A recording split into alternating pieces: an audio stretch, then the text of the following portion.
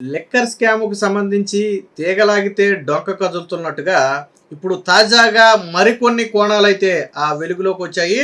ఇప్పటివరకు మనం చెప్పుకున్నాం లిక్కర్ స్కామ్‌ని పలు రకాల లిక్కర్ స్కామ్‌లో వచ్చినటువంటి సొమ్మును పలు రకాలుగా ఉపయోగించడం జరిగింది. కొంత ఆస్తులు కొనుగోలు చేశారు. కొంత విదేశాల్లో పెట్టుబడులు అంటే కొన్ని కంపెనీల్లో పెట్టుబడులుగా పెట్టారు. కొంతేమో నల్లధనాన్ని ఇతర మార్గాల ద్వారా తెల్లధనంగా మార్చే ప్రయత్నం చేశారు.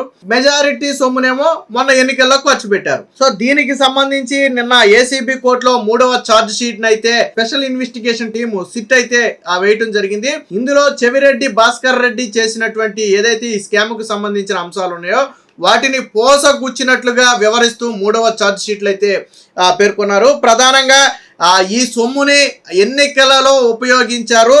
ఈ మొత్తాన్ని కూడా కీలకంగా చెవిరెడ్డి భాస్కర్ రెడ్డి ద్వారానే మొత్తాన్ని కూడా తరలించారు అనేది నిన్న సిట్ చేసినటువంటి ప్రధాన ఆరోపణ. సో దీనికి సంబంధించి వచ్చిన వార్త ఏంటంటే అధికారం కోసం అడ్డగోలు సొమ్ము మద్యం ముడుపుల్లో అధిక భాగం ఓట్ల కొనుగోలుకే చెవిరెడ్డి ద్వారానే వైసీపీ అభ్యర్థులకు నిధుల పంపిణీ. సో ఏదైతే 175 నియోజకవర్గాల్లో వైసీపీ అభ్యర్థులుగా పోటీ చేస్తున్నారో వాళ్ళు ఎన్నికల్లో డబ్బులు పంచడం కోసం ఈ లిక్కర్ స్కామ్లోని కొంత సొమ్మును తీసి ఆయా నియోజకవర్గాలకు చెవిరెడ్డి భాస్కర్ రెడ్డి ద్వారా సరఫరా చేశారు. గతంలో ఎన్నికల సమయంలో దొరికినటువంటి 8 కోట్లు కూడా దీనికి సంబంధించింది అనేది ప్రధాన ఆరోపణ. అదంతా వేరే కథ అనుకోండి. అయితే ప్రధానంగా చెవిరెడ్డి భాస్కర్ రెడ్డి తరలించాడు. దీంతో పాటు ఎవరెవరు ఇందులో ఉన్నారు? వెంకటేష్ నాయుడు, బాలాజీ, నవీన్ పాత్రలపై కూడా ఈ థర్డ్ ఛార్జ్ షీట్ లో స్పష్టం జరిగింది. వెంకటేష్ నాయుడు అంటే ఎవరు అనుకుంటున్నారు? మీకు గతంలో నోట్ల కట్టలు లెక్క పెడుతూ ఒక వీడియో బయటకు వచ్చింది. సో ఆ వీడియోలో ఉన్నటువంటి వ్యక్తే వెంకటేష్ నాయుడు చెవిరెడ్డి భాస్కర్ రెడ్డికి అత్యంత సన్నిహితుడు, అనుచరుడు కూడా.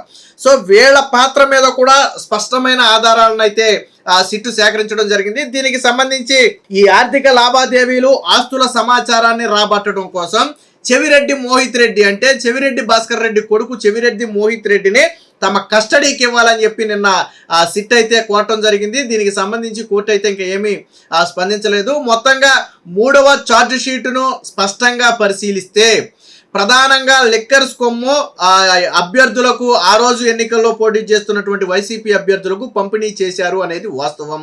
రెండోది ఆ నిధులు మొత్తం కూడా చెవిరెడ్డి భాస్కర్ రెడ్డి చేతుల మీదుగా పంపిణీ చేశారు అనేది కూడా వాస్తవం. లిక్కర్ స్కామ్ సొమ్ములు ఆ అభ్యర్థులకు వెళ్ళింది అనటానికి సిట్టు సేకరించినటువంటి ఆధారాలు కావచ్చు, ఛార్జ్ షీట్ లో మెన్షన్ చేసినటువంటి వివరాలు కావచ్చు, ఇవన్నీ కూడా కేసుకు బలాన్ని ఇచ్చే అంశం. ఏదో మొన్న కొద్ది రోజుల క్రితం చెవిరెడ్డి భాస్కర్ రెడ్డిని ఏదో కోర్టుకు హాజరుపరిచి తీసుకెళ్లేటప్పుడు ఎప్పుడో ఏదో మాట మాట్లాడాడు. సత్యం గెలుస్తుంది, న్యాయం గెలుస్తుంది, నాకు అసలు ఏ పాపం తెలియదు, నన్ను రాజకీయ కోణంతో నన్ను ఇరికించారని చెప్తున్నారు. రాజకీయ కోణంతో అయితే నిన్ను ఇరికించడం ఎందుకు? జగన్మోహన్ రెడ్డిని ఇరికితే సరిపోయేది.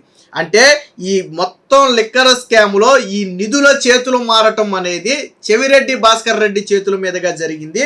ఇందులో ఎటువంటి సందేహం అయితే లేదు. దీనికి సంబంధించి వార్త అయితే వచ్చింది. సో మొత్తంగా ఎంత సొమ్ము మార్చారు అనే దాని మీద కూడా కొంత వివరణ అయితే సిట్టు ఇచ్చే ప్రయత్నం చేసింది. మద్యం సొత్తుతో వైకాపా ఎన్నికల ఖర్చు పార్టీ అభ్యర్థులకు 200 నుంచి 250 కోట్ల వరకు పంపిన చెవిరెడ్డి భాస్కర్ రెడ్డి హైదరాబాద్ తాడేపల్లి డెన్ల నుంచి నియోజకవర్గాలకు తరలింపు. ప్రధానంగా వైసీపీకి 5 నుంచి 6 డెన్లు ఉన్నట్టుగా మనం గతంలో మాట్లాడుకున్నాం. 5 డెన్లు కూడా పోలీసులు సిట్ అధికారులు సోదాలు కూడా చేశారు. అయితే ఇందులో హైదరాబాద్ ఒక డెన్ను, తాడేపల్లి జగన్మోహన్ రెడ్డి ఇంటి దగ్గరగా ఉన్నటువంటి ఒక డెన్ను, ఈ 2 డెన్ల నుంచి కూడా నిధులను అయితే సరఫరా చేశారు. ఆ రోజు అక్కడ కూడా జగన్మోహన్ రెడ్డికి గతంలో కూడా ఎటువంటి ఇబ్బంది లేకపోవడంతో 2 రాష్ట్రాల్లో కూడా కార్యకలాపాలు చాలా సజావుగా నిర్వహించాడు. ఎందుకంటే అంతకుముందు బీఆర్ఎస్ ప్రభుత్వం ఉన్నప్పుడు ఈ లిక్కర్ స్కామ్ సొమ్ములు దోచుకోవడానికి కావచ్చు, ఇంకోటి కావచ్చు, జగన్మోహన్ రెడ్డికి పూర్తి స్వేచ్ఛ లభించింది. ఎందుకంటే కేసీఆర్, జగన్మోహన్ రెడ్డి జిగిడి దోస్తులు, ఇది మనందరికీ తెలిసిన విషయమే. సో మిగతా సొత్తుతో భారీగా ఆస్తులు, భూములు కొనుగోలు, 2వ అనుబంధ అభియోగ పత్రంలో సిట్ వెల్లడి.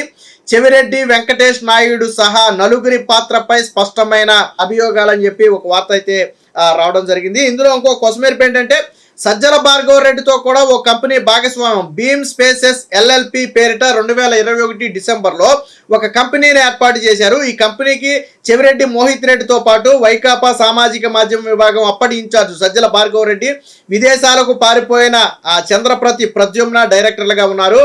ఈ కంపెనీ అనుమానాస్పద లావాదేవీలపై దర్యాప్తు చేస్తున్నాం. బాలాజీ కుమార్ యాదవ్ తండ్రి మర్రిపోయిన కొళ్ళాయప్ప పేరిట 2023-24 సంవత్సరాల్లో వివిధ ప్రాంతాల్లో భూములు కూడా కొన్నారని స్పష్టమవుతుంది. సో అంటే ఇందులో ఈ లిక్కర్ స్కామ్ కు సంబంధించి ఏర్పాటు చేసినటువంటి డమ్మీ కంపెనీల్లో ఎవరు డైరెక్టర్లుగా ఉన్నారు, ఎవరి పాత్ర ఉందంటే సజ్జల రామకృష్ణారెడ్డి కొడుకు సజ్జల భార్గవరెడ్డి పాత్రతో పాటు చెవిరెడ్డి మోహిత్ రెడ్డి, చెవిరెడ్డి భాస్కర్ రెడ్డి కొడుకు ఈ పాత్రతో పాటు ఈ దేశాలకి ఇప్పటికే పారిపోయినటువంటి ప్రద్యుమ్న డైరెక్టర్ గా ఉన్నాడు. ప్రస్తుతానికి విదేశాలకు పారిపోయాడు అనుకోండి. వీళ్ళ ముగ్గురు కూడా డైరెక్టర్లుగా ఉన్నారని తేల్చారు. దీనికి సంబంధించిన లావాదేవీలన్నీ కూడా ఏంటి అనేది బయటకు వస్తుంది.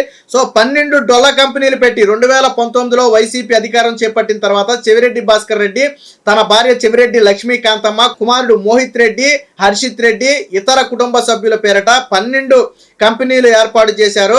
కళ్యాణ వెంకటేశ్వర స్వామి ఇన్ఫ్రా, సిఎంఆర్ ఇన్ఫ్రా పేరిట పలు సంస్థలు ఏర్పాటు చేశారు. సో వాటి మార్కెట్ విలువతో పోలిస్తే, అలాగే పెద్ద ఎత్తున స్థిరాస్తులు, వ్యవసాయ భూములు, ప్లాట్లు కొన్నారు. వాటి మార్కెట్ విలువతో పోలిస్తే రిజిస్ట్రేషన్ విలువ చాలా తక్కువ. వీటిలో కొన్ని ఇప్పటికే చెవిరెడ్డి ఆధీనంలో ఉన్నాయి. అరబిందో ఫార్మా సహా కొంతమందికి భూములు అమ్మారని చెప్పి, అంటే ఇదంతా కూడా ఒక కూడు పుటాని. వాస్తవానికి దీని గురించి తెలుసుకోవాలంటే ఇది ఒక సినిమా స్టోరీ. గతంలో చెప్పినట్టుగా సినిమా స్టోరీ లాగా ఒక పెద్ద స్టోరీతో కథ తీస్తే తప్ప అర్థం కాని పరిస్థితి. ఎందుకంటే దీని లింకులు ఎక్కడెక్కడో లింకులు ఉన్నాయి. సో తక్కువ ధరకు భూములు కొట్టేశారు. కొంతమంది పూజారుల దగ్గర బెదిరించి భయపెట్టి చెవిరెడ్డి కారు చౌకగా భూములు కొట్టేశాడు. అది కూడా మనం వీడియోలో మాట్లాడుకున్నాం ఆల్రెడీ. సో ఇలా 1 కాదు 2 కాదు, మొత్తంగా 12 డొల్లా కంపెనీలను పెట్టి ఈ డబ్బు మొత్తాన్ని, లిక్కర్ స్కామ్ లో వచ్చినటువంటి డబ్బు మొత్తాన్ని కూడా నల్లధనాన్ని తెల్లధనంగా మార్చే ప్రయత్నం చేశారు. ఇందులో మెజారిటీ భాగాన్ని 2024 ఎన్నికల్లో వైసీపీ అభ్యర్థుల గెలుపు కోసం ఖర్చు పెట్టారు అనేది బహిరంగ సత్యం. దీనికి సంబంధించి సిట్ స్పష్టమైన ఆధారాలు సేకరించింది. అంటే చెవిరెడ్డి భాస్కర్ రెడ్డి మెడకు ఉచ్చు అనేది చాలా బలంగా బిగుసుకుపోతుంది. ఎటు చూసినా చెవిరెడ్డి భాస్కర్ రెడ్డికి సంబంధించిన స్పష్టమైన ఆధారాలు తన కొడుకు పేరట ఉన్నటువంటి డమ్మీ కంపెనీలు కావచ్చు, లేదా ఇతర కంపెనీలు కావచ్చు. ఆల్రెడీ మనం మాట్లాడుకున్నాం. చెవిరెడ్డి ఏర్పాటు చేసిన కంపెనీలన్నీ కూడా బయటికి తీస్తే అక్కడ పేపర్ మీద ఉంటవే తప్ప ఎక్కడా కూడా దాని డీటెయిల్స్ ఎక్కడా లేవు. అంటే ఎక్కడా కూడా దాని ఆధారాలు కనపడవు. అక్కడ ఒక అడ్రస్కి వెళ్ళి చూస్తే అక్కడ అడ్రస్ ఉండదు, అక్కడ ఎవరు ఉండరు, కేవలం పేపర్ మీద మాత్రమే ఉంటాయి అడ్రస్లన్నీ. అంటే డమ్మీ కంపెనీలు ఎందుకు సృష్టించారు అంటే నిధులు ట్రాన్స్ఫర్ చేయడానికి. ఒక కంపెనీ పేరు మీద ఎక్కువ ట్రాన్స్ఫర్ చేస్తే ఇన్కమ్ ట్యాక్స్ ఇంకోటి రకరకాల ప్రాబ్లమ్స్ ఉంటాయి. కాబట్టి ఈ లిక్కర్ స్కామ్ అనేది ఎక్కువ మొత్తంలో ఉంది కాబట్టి ఒక కంపెనీ అలా పెంచుకుంటూ పోతే చివరికి 12 డమ్మీ కంపెనీలను సృష్టించాల్సిన పరిస్థితి అయితే ఏర్పడింది.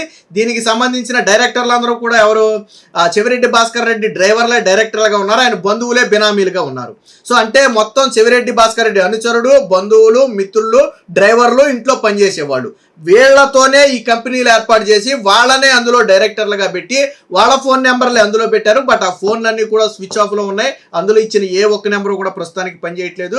వీళ్ళందరినీ ఐడెంటిఫై చేయడం కోసం సిట్ సపరేట్గా ఇన్వెస్టిగేషన్ కూడా చేస్తుంది. ఇందులో ఎవరైతే చెవిరెడ్డి డ్రైవర్ ఉన్నాడో ఆ వ్యక్తి ఒక్కడు మాత్రమే దొరికాడు. అతను అరెస్ట్ అయ్యి జైల్లో ఉన్నాడు. మిగిలిన వాళ్ళందరూ కూడా పరారీలో ఉన్నారు. అంటే లిక్కర్ స్కామ్లో మొత్తంగా చెవిరెడ్డి భాస్కర్ రెడ్డి మెడకైతే బలంగా ఉచ్చు బిగుస్తుంది.